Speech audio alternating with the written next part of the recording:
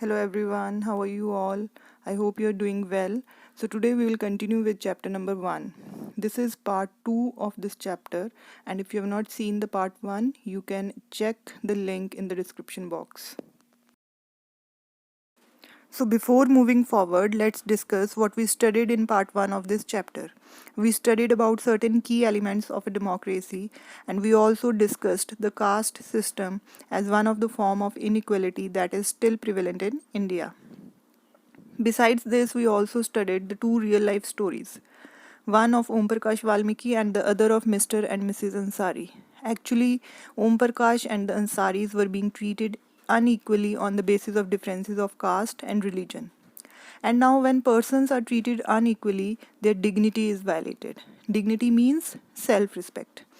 And the dignity of both Om Prakash and the Ansaris was violated because of the way in which they were treated. The dignity of Om Prakash was hurt when he was asked to sweep the school and the playground. His classmates used to beat him without any reason. But being a child, Om Prakash could do very little about the situation. Actually, it was his father who, on seeing his son sweeping the playground, felt angry and approached the teachers.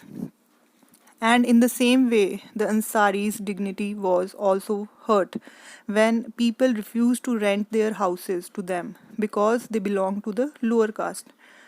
So, no one deserves to be treated like this. Everyone deserves the same respect and dignity as anyone else. As said by B.R. Ambedkar also, that man is mortal. Everyone has to die someday or the other.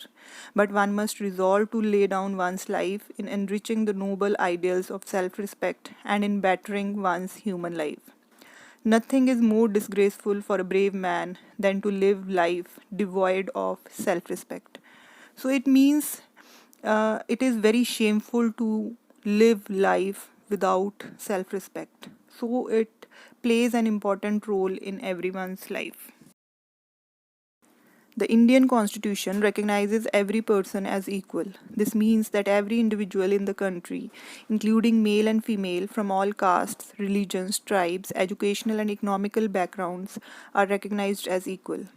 Actually, earlier there was no laws to protect people from discrimination, but now there are several laws that work to see that people are treated with dignity and as equal. And this recognition of equality includes some of the following provisions in Constitution. And the first one is every person is equal before the law, which means that every person, that is from the Prime Minister to the common man, has to obey the same law. Second is no person can be discriminated against on the basis of their religion, race, caste, place of birth. Means everyone should be given equal rights. Third provision is that every person has access to all public places, including playgrounds, hotels, shops, and markets, which means that everyone can use all the public places. Now, fourth and the last provision is untouchability has been abolished. So, these are some of the provisions that are given in our constitution. Actually, there are two ways in which government has tried to implement the equality that is granted in our constitution. The first is through laws and the second is through various government programs or schemes. There are several laws in our country that protect every person's rights to be treated equally, and this Article 15 prohibits discrimination on grounds of religion, race, caste, sex, or place of birth. The state shall not discriminate against any citizen on grounds only of religion, race, caste, sex, place of birth, or any of them. Means every state shall treat its citizens as equal.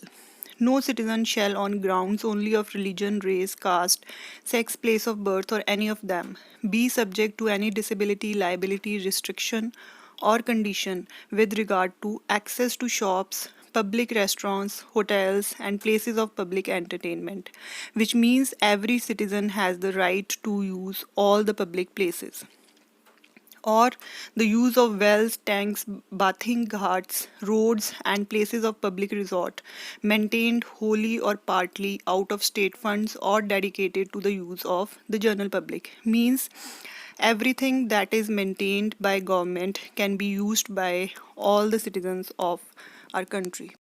In addition to several laws, government has also set up several schemes to improve the lives of communities and individuals who have been treated unequally.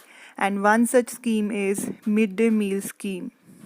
This refers to the program introduced in all government elementary schools to provide children with cooked lunch.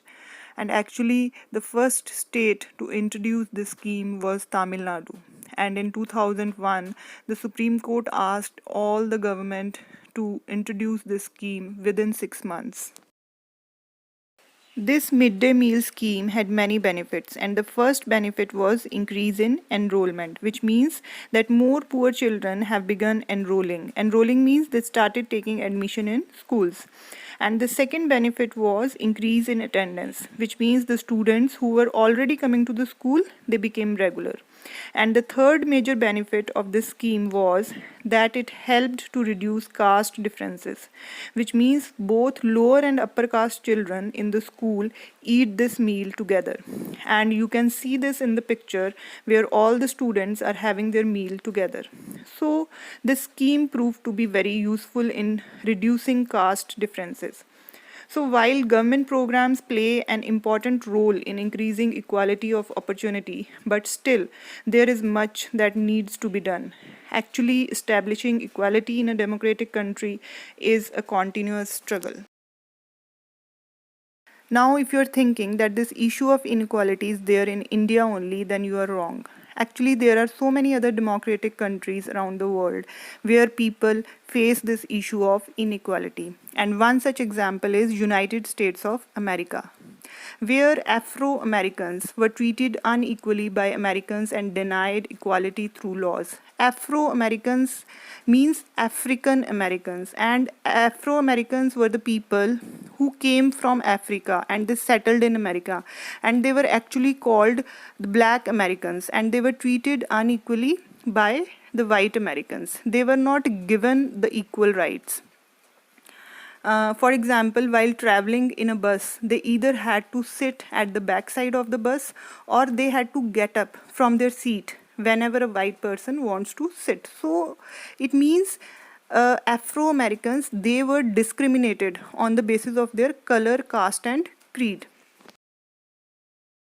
And this discrimination came to an end with civil rights movement which started when Rosa Parks, an African American, one day refused to give seat to the white American on 1st December 1955.